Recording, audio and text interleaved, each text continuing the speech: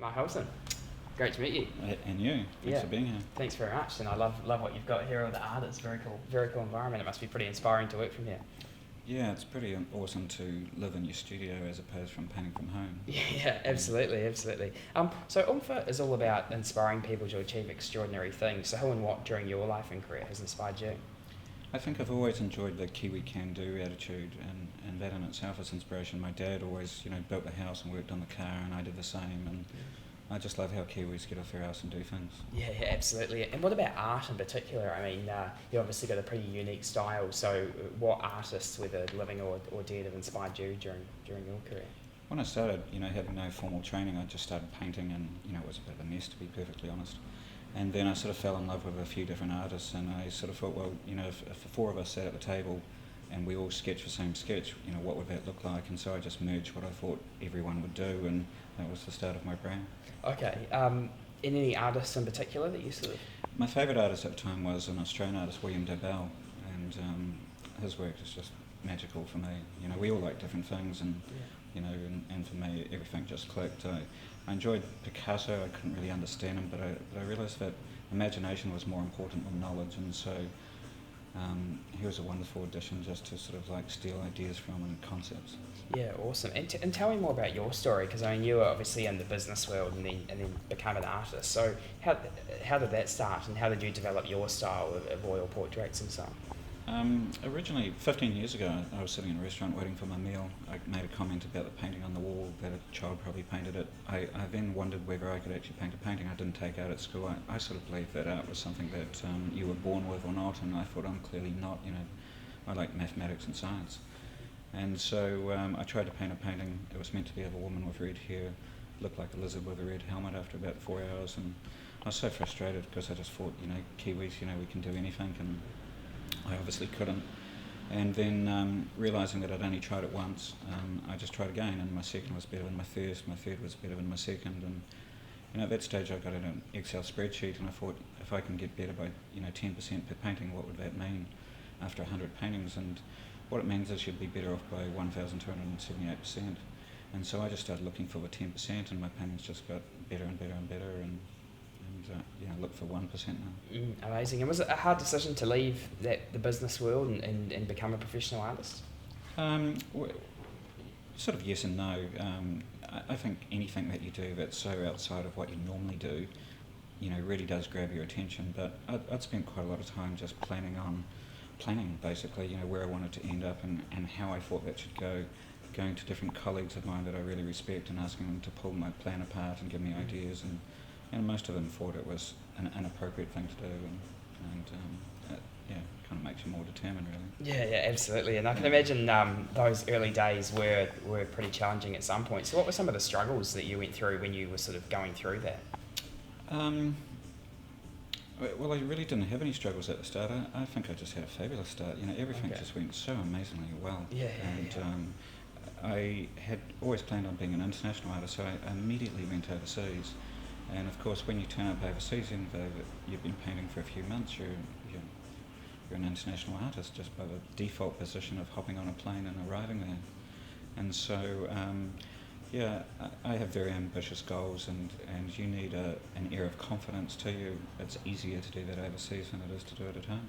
Okay, and I mean, you tell the story about that first painting you did with the lady of red hair and so on, and then getting 10% better and 10% better. But at what stage did you do more education or upskilling, and if you did, how did you go about doing that? Was it literally a matter of just continuing to buy canvases and some paint and giving it a go, or were there more? Initially, I wanted to make sure that I wasn't influenced by anyone, because I really believe that you can be unique if you're naive. Being naive means that you're going to turn up and do something completely different to everyone else.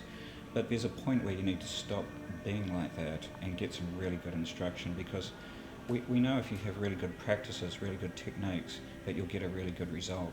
And so it makes sense to go and befriend, some really good artists, sit and watch how they paint, look at their techniques, bring those techniques home and adapt it to your way of painting. Okay, so just on that point, I mean, what would some advice be for someone who's never painted before but wants to get into art? What would you say to them? I think For me, it's like start now, start before you feel ready. Most people have to be in the right environment, they have to have a room set up, or they've got to have an easel. And no, you don't. You just need one canvas and 2 tubes of paint and 1 brush, and just start. Start with whatever you have, but start now, because as soon as you start, you know what to do next. It's very simple to look at what you've just done and think, how could I make this better? And you'll have tons of ideas. I don't believe that you should ever get involved in trying to how to fix things. You should just extend off what works. So a technique that I used at the start was I would just finish a painting and think, what's the best bit about this painting? Whatever that is, I'll start with that on my next painting. So if you lined all the paintings up side by side, it was just this logical step, based on just taking every best bit out of the painting and putting it into the new painting. Okay, wow, yeah. So for someone who is, I guess, a seasoned artist wanting to take their art to the next level, I mean, what would you say to them as someone who's maybe in a bit of a rush? Well, I think you need to have an understanding of what the next level actually means. Yeah. When I started and thought, I'd like to be serious and I'd like to become a full-time artist, I had to ask myself, what does that actually mean? And so what I did was I just got out a couple of bits of paper and I just thought, in 21 years' time I turn 60 years old. If I could evolve into anyone, what would that be? And once again, that was kind of difficult, but so I just hopped on the internet and looked up, all the leading artists around the world of what they do and how they do it, and just thought, I'd like to do that. And so I just wrote all those things down on my plan. There's living artists that sell paintings for more than $1 million a piece, and so you feel a little bit weird writing that down initially at the start, because you have no credibility. You're selling paintings for a few $1,000s and thinking that you're going to sell them for $1 million. But I know that if you do the same as someone else, you'll get similar results. And so having a vision of where you want to end up is no more than a roadmap or a guidance to what direction to look in. So I just wrote out this whole plan of what I wanted to do and where I wanted to do it, and even though that was miles outside of where I was now, you have to evolve into that position. Mm-hmm. And what about the process of marketing and selling the paintings? I mean, I've talked to you a bit about that before, just about taking sales to the next level. How did you go about that? Well, I think one of the easiest things that you have is you have a product that other people may want. So it's very easy to swap paintings with people that are far smarter than you for that sort of guidance and understanding. It's I get credited with being really good at marketing, and bluntly, the only thing I did at the start of my career was give every 5th painting away to every high-profile charity that I could find. And to be honest, I did it to get in front of the right people, so to speak. And I realised that I was starting to get back more stuff than I was actually giving. And then I realised that the real reason for doing it is I just felt good for doing it. And it's amazing how if we can do these things that make us feel good, then that sort of just carries over into our next day, and I think it's just a much better place to operate from. Okay, and what about, you talk about getting in front of the right people, I mean, how do you go about increasing those high profile sales? I can imagine if Kim Kardashian came and bought a piece, the sales would go through the roof. Yeah, I guess. Once again, it's really good to have an understanding of who you want to sell your paintings to. So, for example, if you want to go down the track of New Zealand art patrons, then you need to find out where they hang out. Okay. And so if then you can get your work in front of them in those venues, then you're going to get noticed. Okay, and let's say someone comes and buys a painting who's really high profile and it gets all in the media around the world, and then all of a sudden you've got 100 or 200 orders. I mean, in terms of building a business with art, are you able to employ some people to help you out and do the paintings as well, or if I'm buying a piece from Mark Olsen, do I expect you to do it? Like, how does that work with an art? Yeah, artists have different regimes, and it really just depends on how much demand there is for their work. Okay. At this stage, I still enjoy doing everything, but in busier environments, I've had help with just cleaning up and preparation. There's so much donkey work to do other than just physically painting. Yeah. Okay. And in terms of actually creating the piece itself, can you talk us through how you sort of go about that, and how you're interacting with sort of how humans look at things and so on? Yeah, well, I spend a lot of time listening to audiobooks while I paint, and one of the wonderful things with that is you just get tons of ideas. And usually after you've finished a painting, you look at the painting and think, I could have done that better, I should have done this different, or whatever the case might be. Yeah. So you always have 4 or 5 ideas after you finish a painting of how you could have done it better. And that means after 10 paintings, you've got 50 or 60 ideas floating around in your head.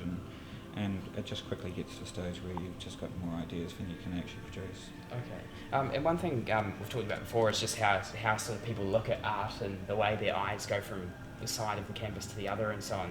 Did you study sort of human science and stuff and how people look at things? I listen to a lot of books on neuroscience about how the brain sees things. So, for example, those of us in the Western society, we view things from left to right because we're familiar with reading from left to right. We're in this habitual status. So to me that makes sense that the right-hand side of the painting should be where your focal point is. If there's any movement in the painting, it should be on the right-hand side.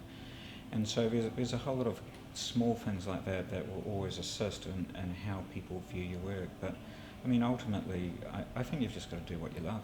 And yeah, and just before we get into our quick fire questions, I'm just keen to chat a wee bit more about change. And obviously we talked before about how you left your work job in the business world and become an artist. So do you see lots of opportunities in New Zealand for people to change jobs these days?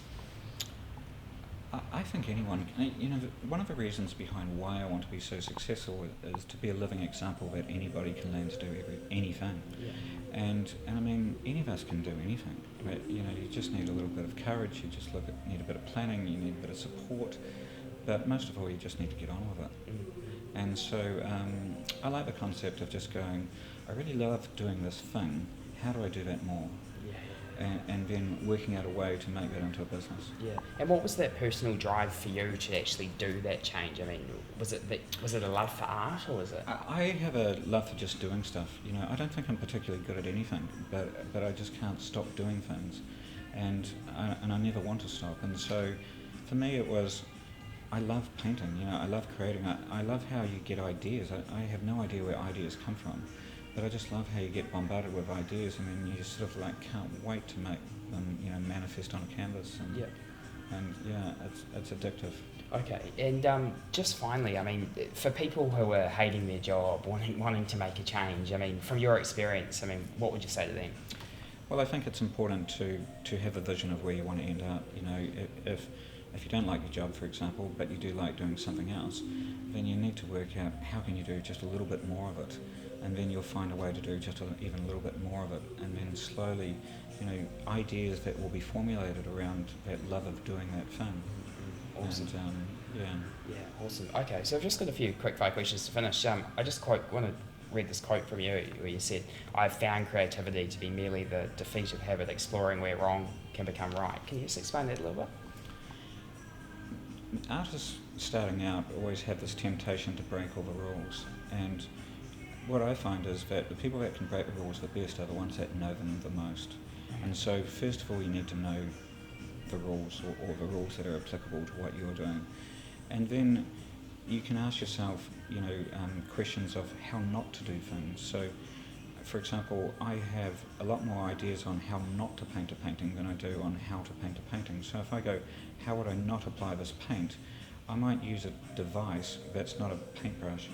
And out of doing that, you may find that you just find something new. So whenever you look where no one else looks, you'll always find things. And so for me, the key is, how would I not go about this? And of course you have weird and wonderful ideas that you could never put into practice, but occasionally you go, ooh, actually I could do this. Okay. And in summary, what would be your sort of top 3 bits of advice for people wanting to become better artists? What would you say? Well, first of all, know where you want to end up, and be able to have a vision of that, and to be able to describe that well. When you can understand where you want to end up, it's very easy to point in that direction. But most importantly, start before you feel ready. Okay. Start now. Start with whatever you've got, but just start. Starting's everything. Yeah. And can everyone do it, or Everyone okay. can do it. Everything is learnt behaviour. You don't know how to do anything other than the fact that you learnt to do it. Now, some people learn really fast, and society says that they're really gifted. Other people, like myself, learn slower, and we need to persevere through that. But ultimately, just starting's the key to success. Yeah. And what's the most misunderstood thing about art in the world, do you believe? I guess that only a select group of people can do it, that you're born with an artistic talent or not. That's just nonsense. You can learn to do anything. Yeah, and vision and unique style, would you say that's really important? Very much. So in the art world, you need something that's synonymous with your name, and that's really simple. You just don't do what everyone else does. So you sit there and you think, well, how do I start? Well, maybe if I just merge 3 people's work together, at least that's a starting point. As soon as you start, then you can go, well, what's the best bit of this? I'll extend with that to the next painting. Yeah, okay. And do you yourself, I mean, do you have any sort of artistic rituals or things you do before you paint to get into that sort of the zone? Or? I try my hardest to be as lackadaisical as possible, but I find that it's because it's something you enjoy doing, you want to do it more. And so I have no trouble being motivated. You just can't stop it. Okay. But no particular rituals at all. Yeah. And any way you paint, sort of? I paint with the canvas upside down. And when I started, I wanted to be different than everyone else, but I didn't know how to paint, let alone be different. So the only thing I could think of was turning the canvas around. And it wasn't hard. It's not as if I had any bad habits to break. I had no habits at all. Yeah. And why do you paint upside down? Well, according to neuroscience, we see with our memory, our eyes go and get the data and then we associate. So when something's upside down, you have nothing in your memory. So you're kind of like a child, really, where you just have nothing on the memory shelf. And so, for example, when a painting's upside down and I'm going to design here, I can think about, if I was an ant going down a water slide, how would I like to go down? And so I can make here with plenty of swirls and what have you, purely based on the fact that it's this ant going down a water slide. It's very easy to do that when the canvas is upside down. When it's up the right way, it looks like it should be here. Yeah. Okay, yeah. And who's your favourite, yet to be discovered artist of late? Someone who you've been sort of following? Is there anyone who's worked? There's a New Zealand artist, Jeff Williams, and I really adore his work. I adore his skill level. He does cross-hatching, so he paints thousands of little brush strokes, and it's a phenomenal skill. Yeah, awesome. And what would the 16-year-old Mark Olsen think of the man you've become today? He would be very shocked. Yeah, I left school to ride my motorbike, and now I've turned into this artist and a learning maniac. Yeah. But I think the 16-year-old would not understand. Okay. Would you give him a bit of advice? What would you say to him? Yeah, I'd say get off your ass and start learning. Okay. I started learning miles too late. Most days I listen to audio while I'm painting. Right. I wished I had have done that as a 16-year-old. Okay, so I wished I had have picked up a paintbrush as a 16-year-old. Right, so important for people who are young in particular to start learning now. And never stop. And I think what happens when you become a true student, you don't want to stop anyway. Yeah. You just can't put enough in. Yeah, very true. So last question before we finish off. What's something that you believe to be true that not many people agree with you on? That anybody can do anything. Okay. Most people believe that you have to be born in the right house or have the right talent or have the right environment, and that's just nonsense. You just need to get on with it. Yeah, awesome. Okay, Mark Olsen, to finish off, can you please look down this camera here and tell us, in summary, what are your wise words for the people of New Zealand? Have a plan. Start now. Have fun. Awesome. Mark Olsen, thanks so much. Cheers. Cheers.